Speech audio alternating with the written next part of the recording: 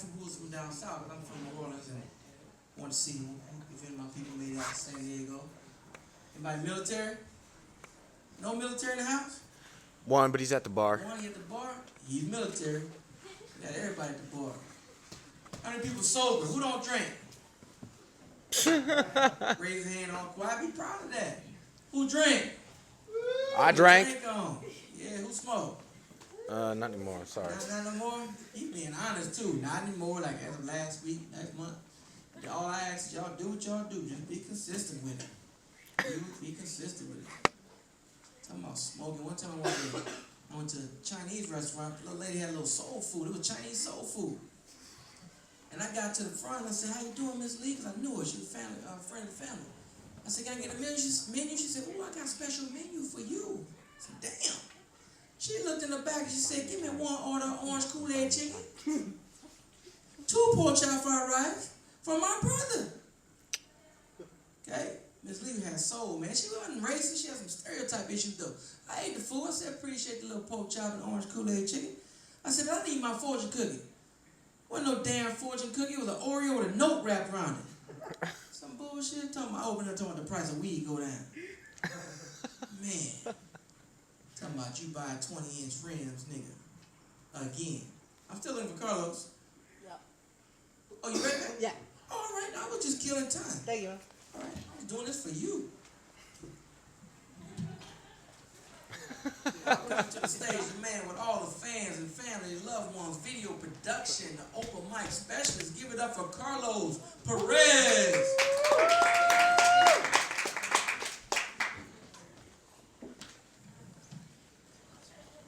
All right, we've all covered a good amount of areas when it comes to comedy and things like that. And tonight I want to talk about porn. I want to get in depth with porn because you know what? Every guy watches porn.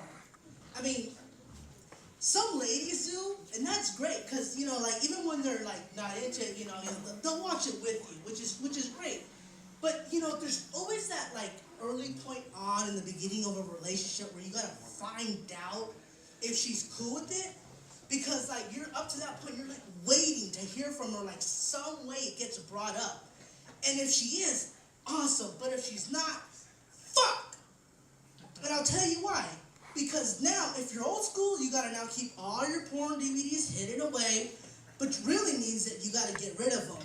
Because if you keep the relationship going, you know she's gonna move in, and at some point she's gonna wanna redecorate, which is another word for look through all your shit. Yeah. Now, for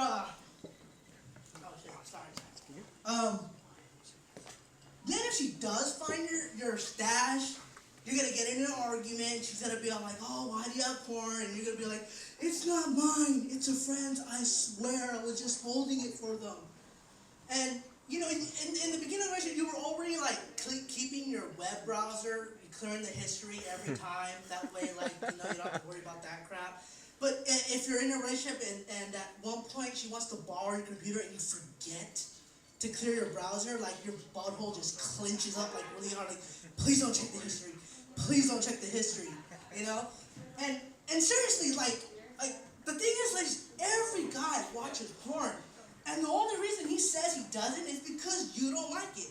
And for me, I don't care how hot you are. Like, and I should not have any standards. I mean, come on, look at me. I shouldn't have standards. Come on. Anything with fucking legs, right? But still, no. It's a deal breaker for me. I don't want to get in a relationship with someone that hates porn. Because I'm going to tell you, there's probably like 4% of guys, maybe, that don't watch porn. And I'm going to tell you what 2 of those are. Fucking serial killers and fucking, politicians. And I really don't think that they're that good at fucking. And or the relationship could end really, really badly. You know what I'm saying? You know, and there's these guys that are in this relationship that are like, "No, man, it's okay because, like, we still have sex and you're single, so you don't." And I'm like, you know what? Shitty sex isn't good sex, so fuck it. You can have that. You know? Because porn actually kept my last relationship lasting as long as it did.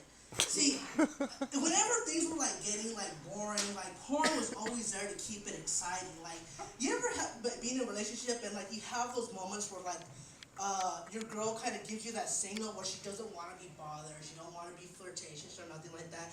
Like for me, like with my ex, like she would start reading something in bed or whatever, kind of like, don't bother me, I'm busy. You know, she's foreign, whatever. But for me though, whenever she would do that, I would just nonchalantly just put on some porn, and like she turned into like a muskrat, just like. And then, but she'd pretend like she wasn't watching, like only like looking up a couple times, like. But like I'd be like lightly petting her and stuff like that. And she wouldn't mind it, and then she'd kind of get into it. She'd start like watching it more, and then like all of a sudden like she's putting the papers away, and then she's like saying hello to my little man bits. 10 minutes in, boom, I'm getting a blowy. Now, see, that's porn for the win. See, and she knows I'm gonna return the favor because like if you're a guy that doesn't do that for a lady, like honestly, we can't be friends. Fuck that, because that's just like the nectar of the gods. That's just like unicorn magic ambrosia. Yeah, that's what's up. Now, but seriously though, like I want to say thank you to porn. Like I honestly like make like an infomercial for porn. I make it like a bunch of like undescriptive men talking about like sex, like a was it erectile dysfunction type of commercial or whatever, and it'd just be like a bunch of guys like, it was getting hard for me to keep excited, and sex was just getting boring, and then like we'd only do 2 positions, and then I'd come on as like the main infomercial guy, like, hi, my name's Carlos Perez. Is your sex life getting boring? Is it just the same old shit? Now I think it's time for you to introduce... Tip your hat up. Tip your hat. I think you should introduce porn and cheer you out to your partner. And then like it comes back to the other guys like, thanks to porn, me and my girlfriend have got really hot in the bedroom. Then another guy be all like, after porn, I get more than 1 blowjob a week. Then it'd be me again like, there are thousands of testimonials from men just like you and me about how porn saved their relationship. So act now and try to get your partner to watch porn with you. After all, if I did it, I would have never have gotten anal. You're dirty, Carlos. Gotta be careful with that one right there. Come on. Watch a tutorial. Don't just jump into it, man. Take it slow. Right?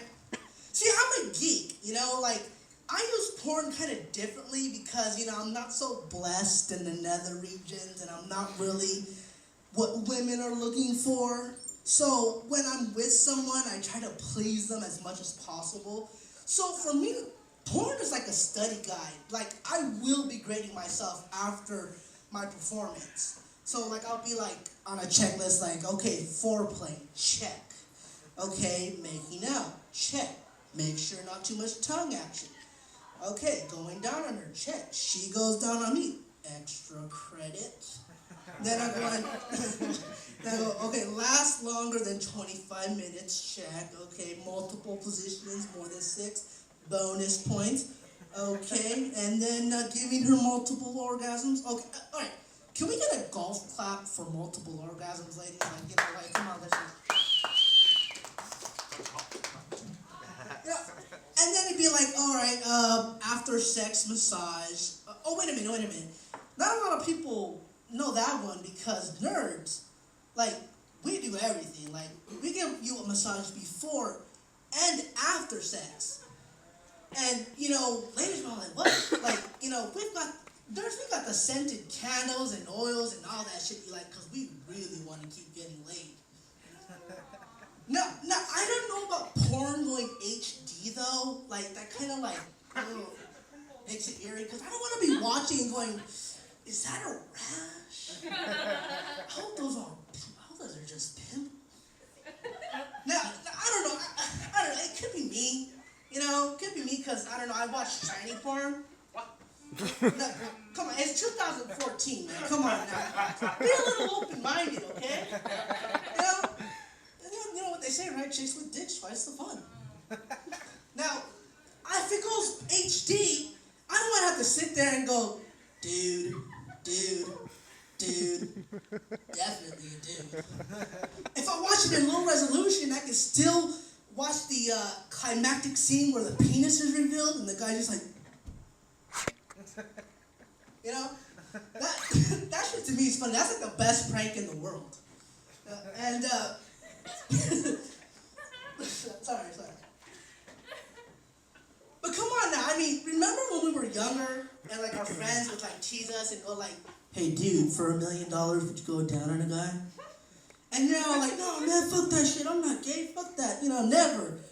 And then like, but now you think about it, you're older, you're all like, man, for $1 million, man, I'll fucking suck off everybody in here. You can post that shit, tweet it, Instagram it, YouTube that shit, I don't give a fuck. I got $1 million, I'm happy as a pig in shit. Now, you do know they have gay for pay porn actors where they get straight guys for $3,000 to $5,000 to go gay. And like, you gotta think about that. In this economy, it's like, yep, that's probably what it would take. But for me, it wouldn't even take me that. No, you tell me that James Earl Jones wants me to go down on him while he narrates it, all while wearing a Darth Vader voice box? Fucking what? Always wearing a Darth Vader voice box. I'm fucking there. He could be like, yes, come to the dark side. Who's your daddy? Like that, I don't give a fuck. That I'm down for that. Fucking James Earl Jones, call him up, make an appointment. I'm fucking there. Now, you ever have one of those times where you felt like the world didn't want you to get laid? Now, I'm gonna tell you, okay. Now, I'm not in a relationship, but I do get to see my ex, like once every 2 months, maybe once a month if I'm lucky. And I do consider myself lucky because, man, I let myself go. Like, I keep bullshitting like, oh, I'm gonna get a gym membership, I'm gonna lose weight and all that shit. That's just all bullshit, man. So, but when I do get to see her, like, the thing is, I wonder myself, is it worth it? Because we argue too much. I mean, like, we're only together for 24 hours, but we still have makeup sex. That's how bad it is. I mean, the fight has to be quick, dirty, and mean, and the sex has to be amazing. Now, like, then I have to prepare myself, because we go through emotional shit too. Like, still complimenting each other, trying to tell each other good things, fucking like crying a little bit, but the sex is incredible. So, when we do meet up, like, I come prepared, I'm fucking ready to go. I'm in for it. I'm like Rocky Balboa after a montage. I'm gonna get this on. And I'll tell you, just recently, we were gonna get together, and we're going to like our usual spot for hooking up, whatever. And we go there, and they tell us, oh, we're packed, we're booked. And I was all like, oh, that's strange, never happened to us before. But fuck it, we'll go somewhere else. We go somewhere else and tell us that, oh, they're packed too. And I was all like, damn it. All right, on to the next. The third place tells us they're full. I start freaking out like, what the fuck is going on?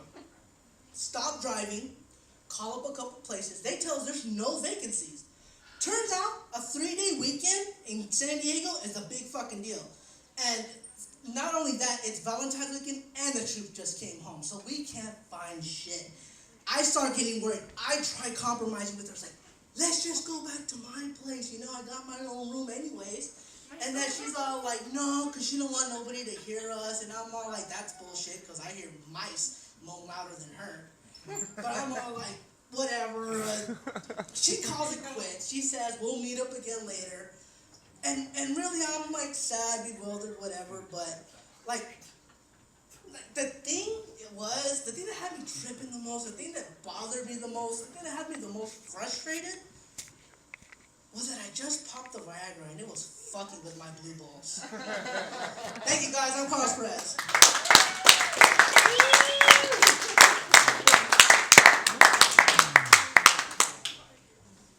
Give it up for Carlos Perez and porn. Yeah, buddy.